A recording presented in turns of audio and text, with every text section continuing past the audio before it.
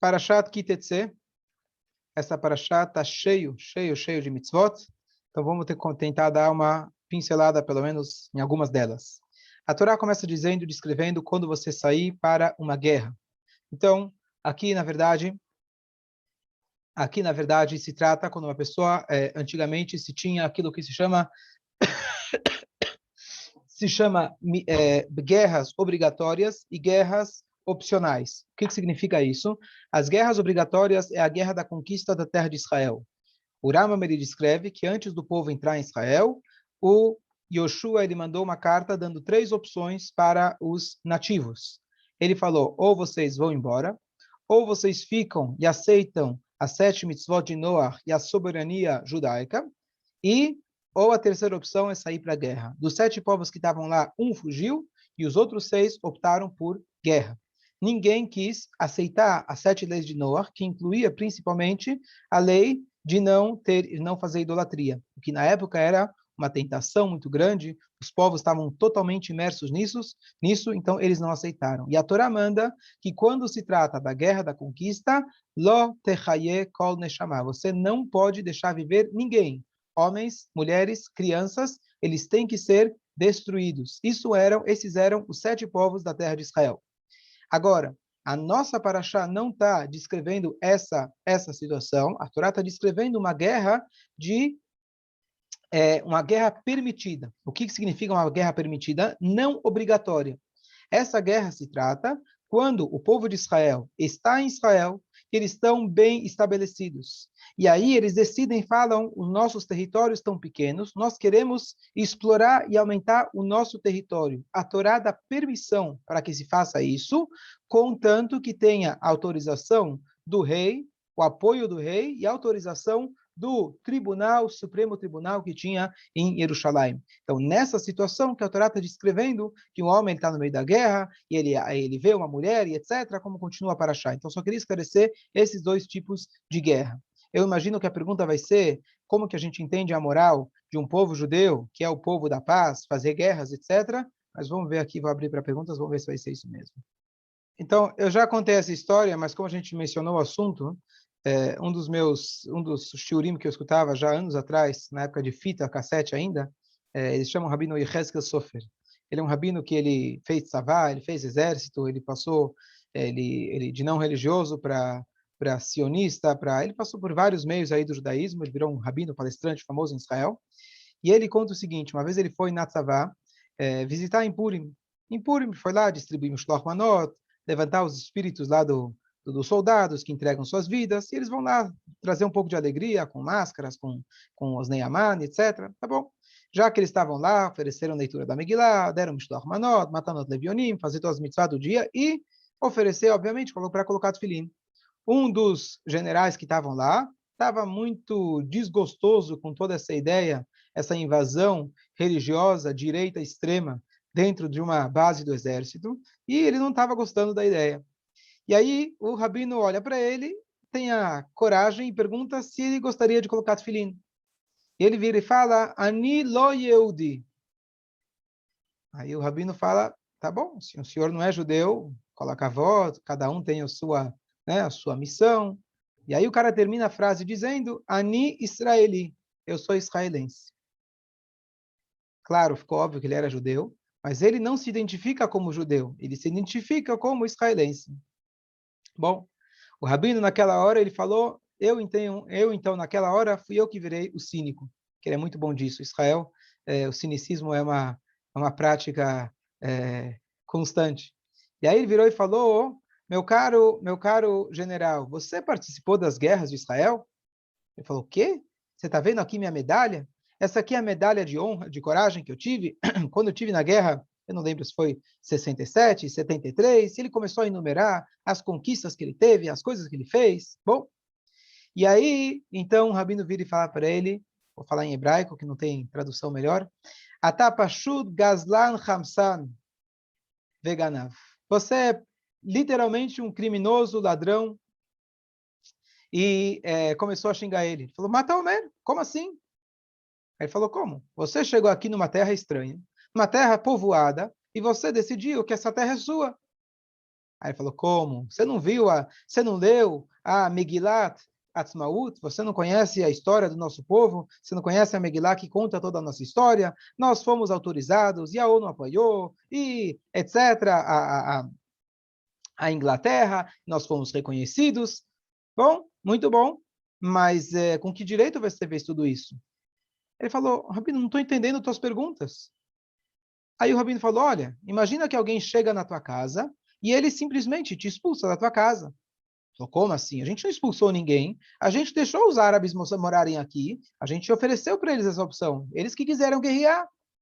Bom, então se chegar um grupo de criminosos na tua casa, eles se instalam na sua casa como sem terra, e eles dizem, olha, se você quiser morar aqui com a gente, você está bem-vindo. Rabino, não estou entendendo, parece que você nunca estudou o Tanar, você está falando de um jeito... Ah, Tanar, bom dia! Você estudou o Tanar? Então quer dizer que você leu o documento apenas dos seus direitos e não as suas obrigações? E o homem não tinha o que responder. No final das contas, para a gente ter o direito sobre a terra de Israel, de conquistar a terra de Israel, isso é baseado puramente em fé na Torá, que nas primeiras palavras de toda a Torá, Deus começa dizendo, Bereshit bara Elohim, eu sou Deus que criei o céu e a terra. Pergunta Urashi no primeiro comentário de toda a Torá, por que a Torá começa com uma história da criação do mundo? Torá é lei, começa dizendo o que eu posso, o que eu não posso. E diz Urashi para a gente, toda a história da criação do mundo, tudo isso é somente para te dizer, dar uma mensagem. A Torá previu, a Torá já sabia que futuramente os povos vão acusar vocês de ladrões. E para isso começa a Torá dizendo, eu sou Hashem, teu Deus, eu dei essa terra para vocês, e enquanto vocês não estavam lá, eu deixei que outros povos estivessem sentados lá. Então, essa pergunta é tão importante, tão essencial, que Hashem achou importante colocar ela como a primeira colocação, declaração de toda a Torá. Esclarecer que a terra de Israel pertence a nós. Isso é em relação à conquista de Israel. Mas a situação nossa, atual, que nós temos um país, nós temos pessoas vivendo lá e morando lá, independente se você acredita ou não acredita. Nós estamos lá e temos um país, temos um governo, temos pessoas morando, temos a obrigação mais lógica e simples que se chama a proteção da vida. Eu vou elaborar nesse ponto que é super importante, que nós judeus pelo menos estejamos esclarecidos. Já chega que a mídia não está, já chega que o mundo afora não está. A terra que nós estamos lá. Aqueles que, como aconteceu alguns meses atrás, que eles começaram a jogar e caíram, não lembro qual foi o número de dezenas de milhares de mísseis que caíram lá, isso é um holocausto declarado que o mundo está se calando. É um holocausto declarado que se não fosse o antibomba, se não fosse o Iron Dome que protegesse Israel, eles estão prontos e eles declaram que eles querem aniquilar os 13 milhões, não sei o número exato, de habitantes que estão lá, e eles falam claramente que isso é de um lado, de um extremo, até o outro extremo, inclusive membros do próprio Knesset declaram a mesma coisa. Se algum ser humano racional, ele apoiar esse tipo de pensamento, ou não só se apoiar, fala, bom, vamos entender o outro lado. Quando o outro lado, há poucos meses atrás, um dos líderes dele ele estava falando, comprem uma faca que custa alguns shekalim, e cada um de vocês tem que enfiar nos pescoços dos israelenses. E o mundo se cala, e o mundo acha que eles são bonzinhos, e o próprio Israel manda dinheiro para eles, o Biden mandando dinheiro para eles, que logo esse dinheiro voltou para Israel em formato de bomba. Então, isso é literalmente um holocausto que o mundo está se calando. Então, independente de fé ou não fé, etc., se você acredita, a gente acredita, claro, mas se um judeu, um não-judeu que se diz não crente na Torá, independente pelo motivo, isso é uma questão de continuidade, existência. Isso é uma questão de a gente poder manter a nossa integridade como povo, como gente, como seres humanos. Então, o povo que tanto protege, o mundo que tanto protege os direitos humanos, acusam o povo judeu de não estar dando os direitos humanos. Isso é o maior absurdo da história.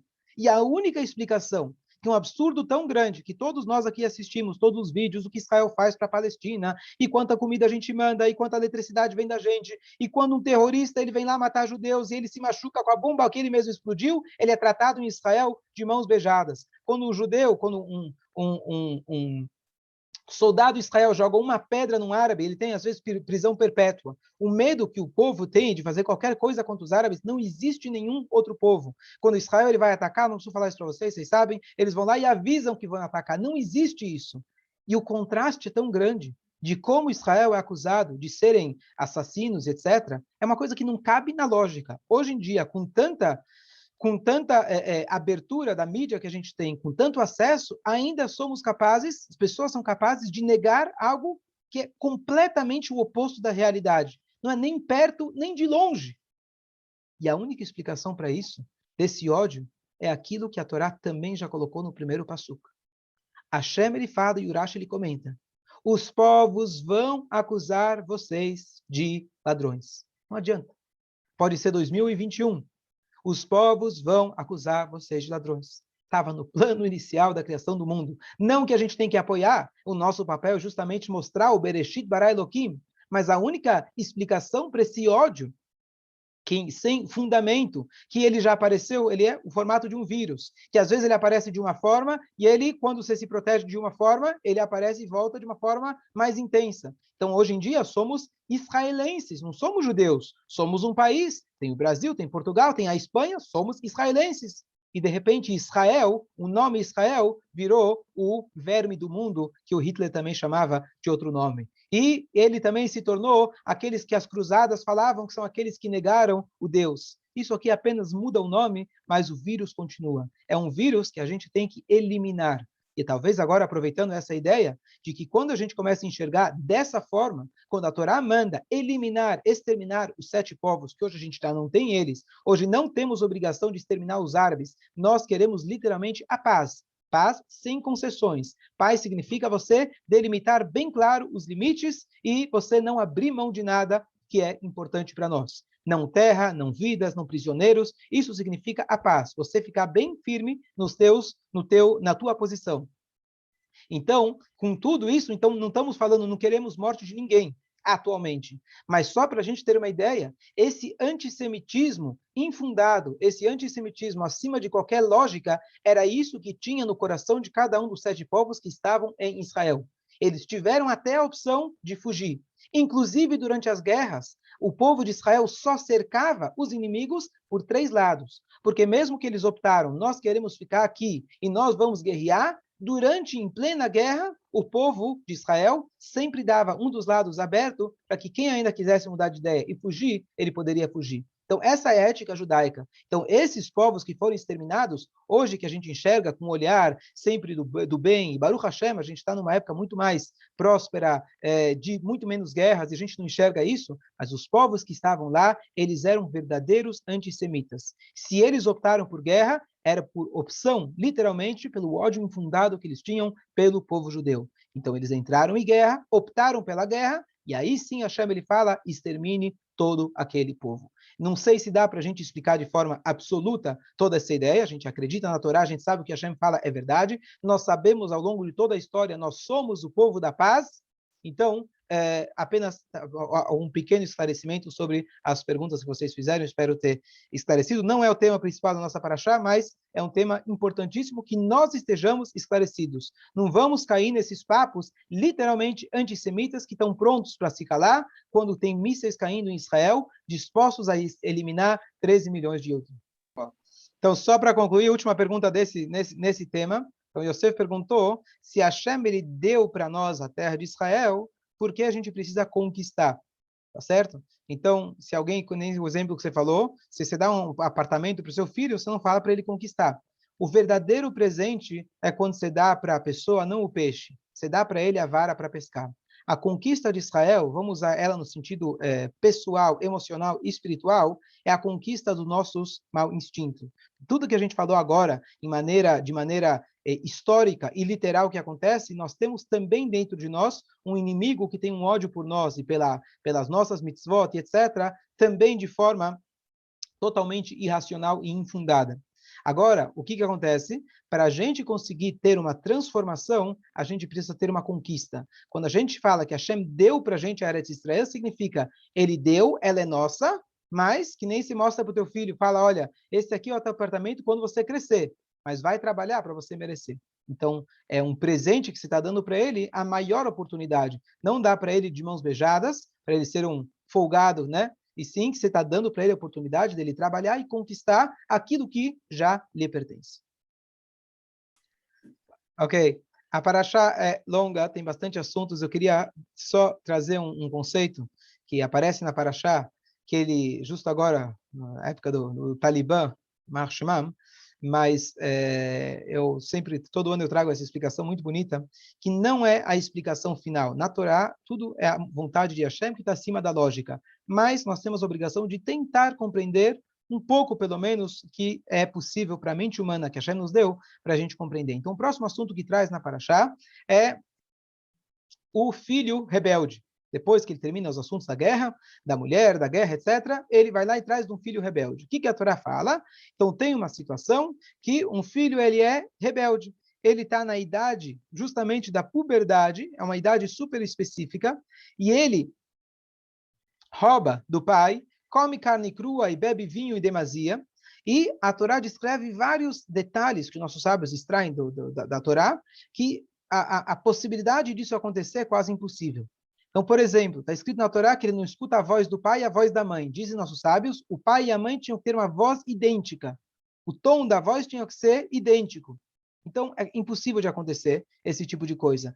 O momento que isso iria acontecer, a maneira que ele fez, então, tecnicamente, não existiu. Tem opiniões, uma opinião da Gemara que aconteceu, o filho da vida Melech, etc. Mas, de maneira geral, se aconteceu, aconteceu uma única vez. Perguntam aos nossos sábios por que a Torá, então, relata para a gente sobre esse filho rebelde, Yagdil Torá Veyadir. Engrandecer a Torá, ou seja, na tradução mais simples, Deus está dando mais material para você estudar. Né? O professor tem que dar a prova. Por que ele dá a prova? Por que ele deu essa matéria? Olha, na verdade, não é relevante. A Torá é relevante, mas fala, bom, eu tenho que dar uma prova, né? Então, o contrário, na verdade, na Torá. O caso não é prático, porém, as histórias da Torá, os conceitos da Torá que a gente pode extrair dessa passagem, eles são eternos e eles são muito importantes para nós. Mas o caso, literalmente, muito provável que nunca aconteceu. Mas, vamos tentar, então, tirar algumas lições desse filho rebelde. A Torá descreve que ele não escuta a voz do pai e a voz a voz da mãe. Dizem nossos sábios, a culpa, o problema desse filho rebelde não é dele, na verdade. Ele é apenas um resultado. Porque na casa dele, ele escuta duas vozes. Tem uma voz do pai e tem uma outra voz da mãe. Então aqui a gente tem uma responsabilidade muito grande, que como casal, claro que sempre vão ter divergências. Claro que cada um vai enxergar a educação de forma diferente. Porém, quando se está na frente dos filhos, ou quando chega na decisão prática de como lidar com os filhos, o pai e a mãe não devem ter formas diferentes de educar. Sim, é normal que um é mais rígido, do outro é mais, mas em questão de visão, em questão de ótica, em questão de perspectiva, em questão de objetivo de vida, os pais têm que tentar o máximo de estarem alinhados. Ou mesmo quando um não concorda com o outro, um vai aceitar e vai abrir mão para o outro. Porque essa é a chave do Hinuf. O mais importante é o bem-estar do casal, e os filhos enxergando isso, isso é, não vamos dizer que garante, que nada garante, mas isso é dá uma grande chance para o filho poder se encaminhar no caminho correto. Então, isso é algo essencial para a educação dos nossos filhos. Então, acho que esse conceito é conhecido, acho que é fácil da gente entender. Vou passar para mais um ponto. Eu vi uma vez o Rabino Manis Friedman, uma coisa fantástica, que ele explicou essa mitzvah. Ele falou assim, vamos ler a Torá a grosso modo. A Torá está te dizendo, você tem um filho rebelde, vai lá e mata ele. Você tinha que levar ele no tribunal e matar ele. Ele falou, será que isso é Torá? Não parece mais, na época esse juro é muito antigo, ele falou, isso parece mais com o Talibã. Lá ele estava em 2003, estamos em 2021, o Talibã volta para a pauta. E aí, ele fala, será que isso não é Talibã? Você tem um filho rebelde, e aí o que você faz? Você mata ele. Esse é o resumo da história. Aconteceu, não aconteceu, é possível, não é possível, mas isso que a Torá está dizendo. Ele falou, eu vou explicar uma coisa para vocês. Vamos imaginar, vamos supor que a Torá dissesse para você, é proibido matar, ponto final. Não importa quão rebelde ele seja, você não pode matar. O que iria acontecer? Ele supôs, Rabino Manis Friedman, o que iria acontecer? Ia acontecer o que infelizmente a gente vê na mídia, no noticiário todos os dias. Um pai matou seu filho, a mãe matou seu filho. no momento de crise, no momento de desequilíbrio, o pai ou a mãe eles foram lá, como infelizmente acontece, coisa mais absurda do mundo, que um pai possa fazer isso com o seu próprio filho. Por quê? Porque a pessoa diria, a Torá não deixa matar. Porém, todavia, contudo, na minha situação, do meu filho, se a Torá soubesse, não é tão grave assim. E no momento de desequilíbrio, poderia acontecer o que, infelizmente, às vezes acontece. O que diz a Torá para a gente? A Torá fala o contrário. Você tem um filho rebelde? Você tem um filho que você realmente acha que ele não merece estar mais aqui? Se é que existem pais que possam achar isso dos seus filhos, faz um favor. Traz ele até o tribunal. A gente vai tomar conta deles. E você acha, o que vai acontecer quando um filho, um menino rebelde, ele entra num tribunal de 71 rabinos, que logo os rabinos vão enxergar que a voz do pai não é igual à voz da mãe. Eles percebem que existem brigas em casa. Eles percebem que, como nossos sábios dizem, que o filho rebelde ele é um resultado do pai que ele teve um casamento com aquela moça que ele pegou durante a guerra, que a Torá fala, é permitido, você pode, mas não deve. Então, significa que esse já era um casamento olhado com maus olhos pela Torá, e nesse caso nasceu esse filho resultado. O que você acha que vão fazer os rabinos? Os rabinos vão, na verdade, pegar esse filho e falar, por que você não vem comer sushi na sinagoga? Por que você não vem participar de um shiur e ganhar um chocolate? E a gente participa na tua faculdade. Eu quero ver o pai convencer 71 rabinos que o filho dele merece pena de morte. E por isso, ele conclui dizendo, esse caso nunca aconteceu. Nunca foi executado um ben soreiro more. Então aqui a gente aprende que a Torá foi nos dada para a gente estudar e aprender. Então aqui a Torá fala para a gente, olha esse conceito tão interessante e tão profundo na educação e na maneira psicológica de como as coisas funcionam. Tem vezes que você fala para o teu filho, não pode. Quando você enxerga, você sabe, teu filho vai sair à noite, você querendo ou não querendo. Então você tem uma outra opção. Em vez de falar não pode, e você sabe que ele vai sair, né? Estamos falando de uma certa idade que você já não tem mais controle, etc. Você fala para ele pode, tá aqui a chave. Porém, eu quero que você vá com alguém, eu quero que você volta com alguém, não vai me dirigir bêbado, eu quero que você esteja em casa até X horas da manhã, e você coloca para ele um cenário, um critério. Você tem muito mais chances que ele vai te ouvir. Então nós temos que ter essa sabedoria, como Deus ele falou nessa passagem da Torá. Hashem, ele fala, vamos voltar agora, eu pulei o caso da mulher. Qual que é o caso da mulher? Um soldado durante a guerra, as mulheres antigamente, os inimigos, elas se maquiavam, embelezavam para a guerra. Por quê? Porque elas aproveitavam o momento para prostituir literalmente o povo inimigo. Isso fazia parte das táticas delas. Isso, inclusive, não sei se vocês sabem, mas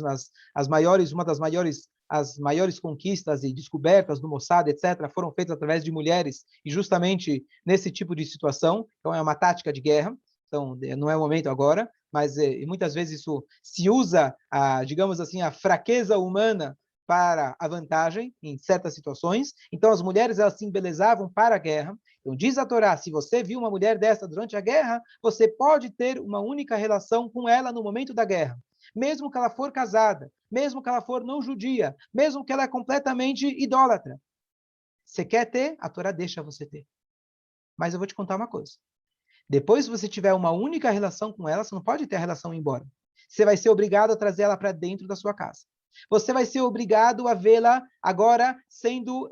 se você tem que trocar as roupas bonitas que ela tinha por roupas feias. Ela vai deixar suas unhas e cabelos crescerem, ou seja, ficar feia. Depois de 30 dias, você tem que convencê-la a aceitar a Hashem, a aceitar a Torá. E aí, você tem a opção. Se ela aceitou e você quis ainda casar com ela, você fica com ela. Caso contrário, você não pode vendê-la, você não pode desprezá-la, você tem que devolvê-la. Então, a gente olha esse cenário e fala, mas que absurdo. Como que a Torá deixa fazer uma coisa dessas com a mulher? Não é isso. A Torá enxerga que o momento que o homem está lá na guerra, e ele está lá com a energia dele, com toda a força, e ele vê uma mulher, digamos, naquele momento a Torá fala, Lo dibra a Torá, ela que nega Yetzerará. A Torá falou visando Yetzerará. Pode ser que uma pessoa não será capaz de se controlar. Então Deus, todas as mitzvot que ele deu para nós, deu para a gente, é porque ele sabe que nós somos capazes de fazer, por mais difícil que seja. Nesse caso específico, Deus falou, pode ser que alguém não seja capaz de controlar. O que eu digo para ele? De novo, é uma explicação, não é a explicação, porque é a vontade de Hashem. Mas Hashem está dizendo, não é que você pode fazer com a mulher. Eu vou deixar você fazer, mas eu vou te colocar tantas condições que você vai ver que não vale a pena você fazer. Quando eu digo que não, você vai querer quebrar a regra e falar, sabe o quê? Não dá, não consigo. Mas quando eu digo para você, pode, você não vai ser um transgressor. Então você já sabe que pode, já fica mais fácil. O desafio já não é tão grande. Aí você para e pensa, tudo bem, eu posso, eu sei que eu posso, mas espera aí, tem um preço. Eu vou ter uma única relação espontânea com ela, mas depois eu vou ter que trazer ela para minha casa, né? O que minha esposa vai achar disso? Depois eu vou ter que sustentar essa mulher? Eu não sei quem é ela. Tudo bem, é uma atração do momento, mas eu não sei quem é essa mulher. Ela é minha inimiga, vou trazer ela para dentro da minha casa com meus filhos. Depois ainda eu vou ter que optar em talvez casar com ela. Não vale a pena. Então a Torá fala, olha, você pode, mas não deve. E desse jeito, com certeza, a Torá evitou que muita gente, na hora H, fizesse o pecado. Então a Torá não diz não pode. A Torá diz pode, mas sob condições absurdas. Então, esse mesmo pensamento, que desse relacionamento, a Torá fala que vai sair um filho rebelde, que caso alguém, é isso que aconteceu com Davi, conforme a minha opinião, o filho dele, Avshalom, era filho justamente de um relacionamento que Davi ele teve com uma mulher que era inimiga no momento da guerra, e o filho que ele teve, o resultado foi um filho rebelde. Esse filho profanou as próprias esposas do rei Davi. O rei Davi precisou fugir de Jerusalém por causa desse filho Avshalom. Por causa desse Avshalom, muita gente morreu e etc. Mas olha que curioso. A Torá fala o mesmo pensamento. Se o pai não conseguiu acertar, então agora vamos tentar acertar com o filho. Você não consegue, você não conseguiu, então evitar que esse filho nascesse, que aquele relacionamento acontecesse, vamos evitar agora que o pai mate seu próprio filho. O Davi da Melech era um tzadik. Enquanto ele era perseguido pelo Shaul, pelo sogro, ele queria o bem do Shaul. Enquanto ele era perseguido pelo filho, ele falou que ninguém poderia matar o seu filho. Estamos falando aqui de um tzadik. Mas as pessoas comuns, se você tem um filho que declara guerra contra você, profana as suas próprias esposas, o que um pai faria? Então diz para a gente a Torá, pega esse filho e traz para nós. Deixa com a gente, que a gente vai cuidar dele. Vou levar ele na sinagoga, vou levar ele passear, vou ensinar para ele um shiur de Hassidut, de Mussar, e por isso, justamente, nunca nenhum filho foi executado pelo tribunal. Então, novamente, em vez da Torá dizer aqui, não mate o seu filho, a Torá fala, traga o seu filho para nós. Então, aqui o que eu queria tirar, novamente, não é a explicação, porque as mitzvot da Torá são muito além da nossa lógica, mas aqui dá para a gente enxergar um pouquinho da sabedoria infinita de Hashem, de que existem momentos que eu não posso dizer não. Eu digo sim, porque eu sei que você vai fazer, mas eu coloco várias condições. E dependendo das condições, talvez ele chegue talvez ele cumpra as condições, que já é bom, ou talvez ele chegue na conclusão que não vale a pena fazer aquilo. Então essa é a explicação, um pouquinho pelo menos, disso que a gente fala, que você pega um filho e mata, é justamente o contrário. A Torá é Hesed, a Torá é bondade. Shabbat Shalom a todos. Dúvidas, comentários? E tchau.